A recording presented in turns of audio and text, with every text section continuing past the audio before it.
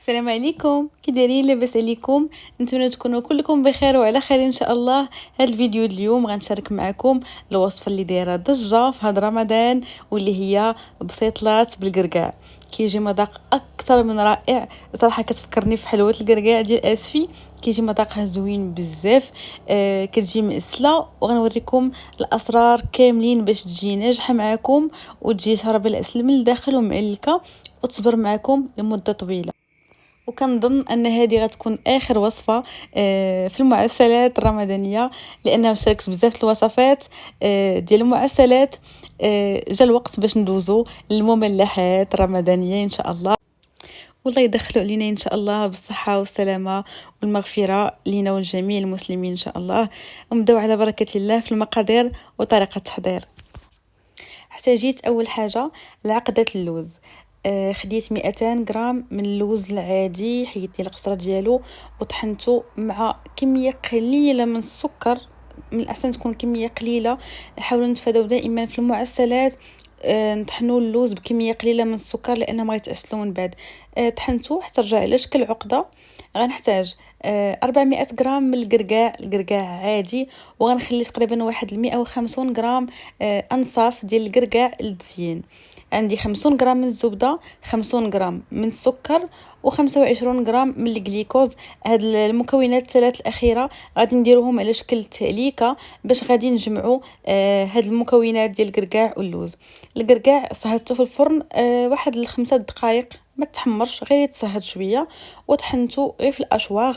ما يجيش معلك او شي حاجه، يبقى هكا فاش نجيو نعضو كنحسوا بانه شي حاجه كتقرمش، كيبقى هذاك القرمشه ديال القرقاع. كتشوفوا القوام ديالو راه كيجي حبات كبار، يعني كبر من الحبات ديال السميد، كيجي الحبات ديالو كبار. غنخليه جانبا وغادي ندوز باش نحضر تاليكه. 50 غرام من الزبده مع 50 غرام من السكر مع 25 غرام من السكر الجليكوز او شراب الجليكوز. غنخليهم على النار حتى يذوبوا مزيان، وفي هذا الاثناء غنحاول نمزج العقده ديال اللوز مع الكميه ديال القرقاع. عقده اللوز انا راه ما صراحه ما خدمتهاش، يعني من الغوبونيشان خدمت بها، يعني ما خدمتش العقده بوحدها كيف كنستعملوا دائما، يعني كندلكوها. لا، ما تحتاج اننا نعاودو نخدموها على شكل عقده. كنحاولوا ندمجوا هذاك اللوز مع القرقاع. عاد غادي نضيفوا ليهم هاد التأليكه اللي وجدنا. كيف كتشوفوا راه خاصها ضروري تحريك، كتبقاو تحركوا فيها مزيان حتى كتولي كتشبه النسلي او الحليب المحلى المركز. هنا كيبان لكم الفرق مزيان من بعد ما استمريت في التحريك. كيولي هذا هو القوام ديالها، وهو القوام المطلوب. من بعد غادي نضيف هاد الكميه كامله على الخليط ديال اللوز والقرقاع. في خطره واحده ماشي مشكل، لان هاد الكميه كتجي القياس ديالها نيشان مع القياس ديال النواشف اللي عندنا. هنا راه كانت باقا سخونه، كنحاول انني نخدمها وما نقيسهاش مباشره باليد. داكشي علاش تقدروا تخليوها حتى تبرد ماشي مشكل، ولكن الا بردات غادي تقساح شويه مع يعني الجليكوز والسكر، كتبدا كتقساح. كنحاولوا نخلطوا هاد المكونات مزيان حتى كيولي عندنا قوام متماسك، ونتاكدوا اننا نقدروا نشكلوه على شكل كريات. الا كان العكس وما ندامش لينا بالشكل المطلوب، تقدروا تضيفوا كميه قليله من الزبده، يعني او تضيفوا الزبده على دفعات حتى توصلوا للقوام اللي بغيتو، وتشكل معكم هذا الخليط على شكل كريات اللي هي صغيره. ومن بعد ما كملت العجن ديال هذا الخليط، غادي ندوز باش نشكل هذوك الكويرات. درتهم تقريبا بين 18 حتى ل 20 حتى ل 22 غرام في كل كره.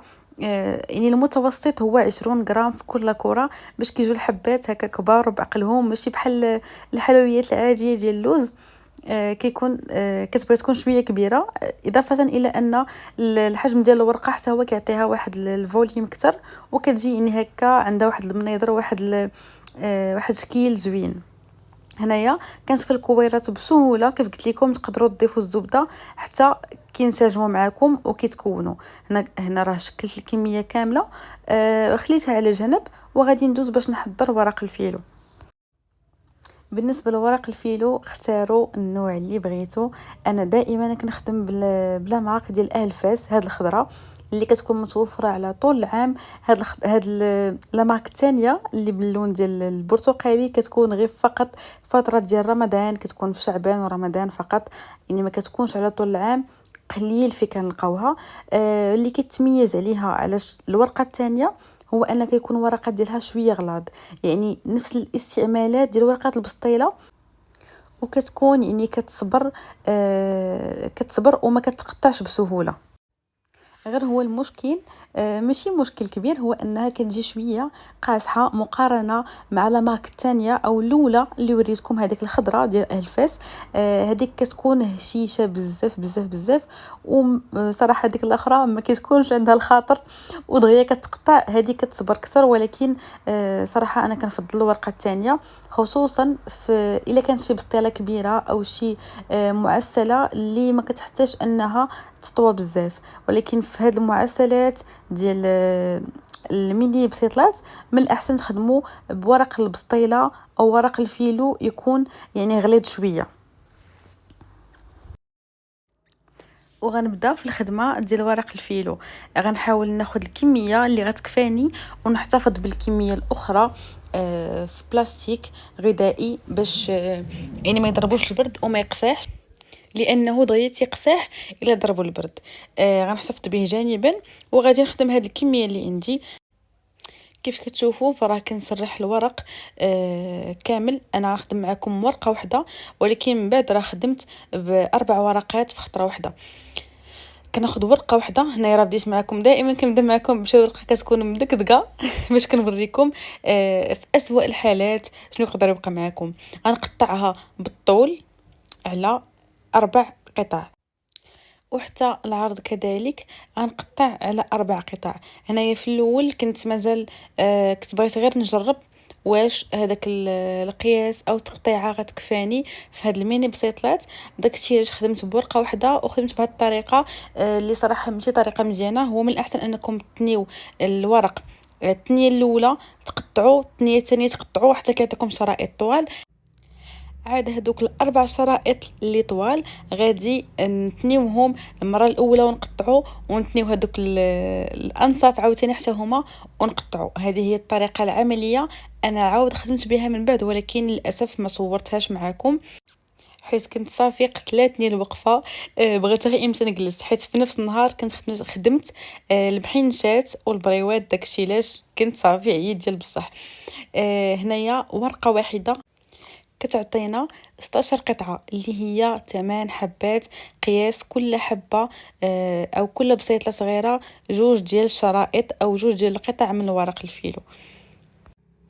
يعني ورقة واحدة كتعطينا 8 قطع أو 8 حبات ديال هاد البسيطلات ديال الكركاع.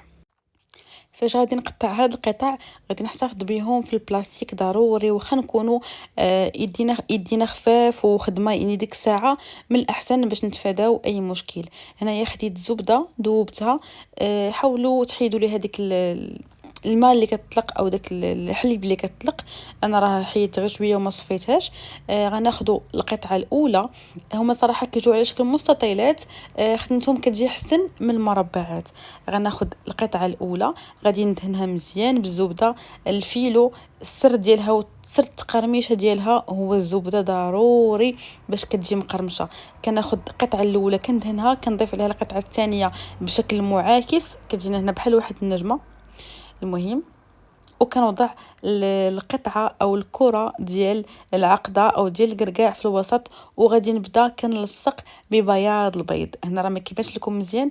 كنوضع القطعه الاولى كنتني عليها الورق، وكنبدا كنتني وكندور في نفس الوقت، يعني كنتني الورقه باش كتبقى هذوك التموجات في الجوانب، وكتبقى بلاصه التنيه باينه وكتعطينا واحد المنظر اللي هو زوين. انا راه غادي نعاود معكم حبه اخرى باش يبان لكم مزيان، لانه هنايا ما عرفتش صراحه زاويه التصوير اللي غتكون مناسبه باش يبان معكم الطريقه ديال الطي ديالها.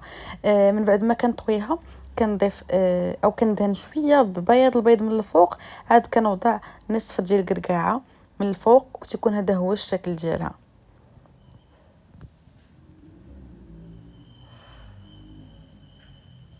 وهنا غادي نعاود معكم حبه اخرى بطريقه اللي هي اقرب باش تكون واضحه معكم. كنوضع القطعه الاولى من الورق، كندهنها بالزبده، كنوضع القطعه الثانيه فوق منها بشكل اللي هو معاكس على شكل نجمه، عاد كنوضع الكره ديال العقده ديال الكركاع في الوسط. انا ضروري من الزبده حيت قلت لكم راه هي السر ديالها.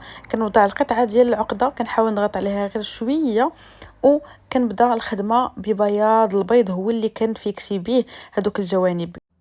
كنتني القطعه الاولى من ورق الفيلو، وكنبدا كنتني في الجوانب بهذا الشكل. هنا راه انه موضح معكم، كتشوفوا راه كنتني وكنلصق او كنفيكسي ببياض البيض. كنستمر بهذه الطريقه حتى كنكملها كامله.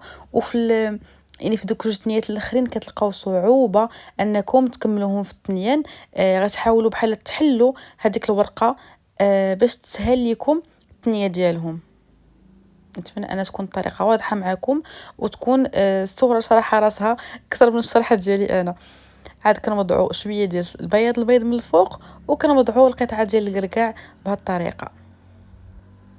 التشكيل ديالهم صراحه زوين بزاف. والمذاق راه ما نذكروش عليه، الا شفتوا المكونات ديالهم شنو هما راه غادي يبان المذاق ديالهم اكيد كيف غادي يكون. وغنخليكم مع هاد الحبه الثالثه تشوفوا الخدمه ديالها بلا ما ندوي بزاف.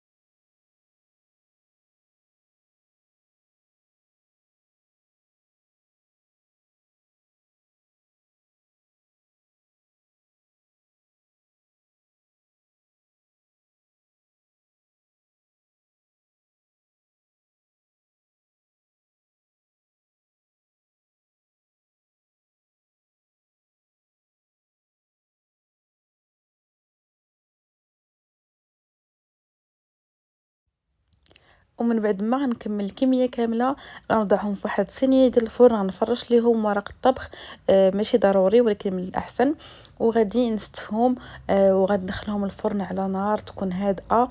سخنته من قبل من الاسفل فقط على حراره 160 تقريبا، وحتى كيبداو يتحمروا عاد كنشعلوا عليهم من الفوق. هنايا من بعد ما خرجتهم من الفران راه تيكونوا طابوا مزيان. انا راه شويه زقلتهم على ما يتحرقوا، ولكن جا المذاق ديالهم زوين. انا راه تلقات الزويته ديالها وجا واحد المنظر اللي زوين صراحه. مباشره وهما سخان غنوضعهم في العسل نفس العسل المعتمد عندي واللي سبق لي شاركت معكم.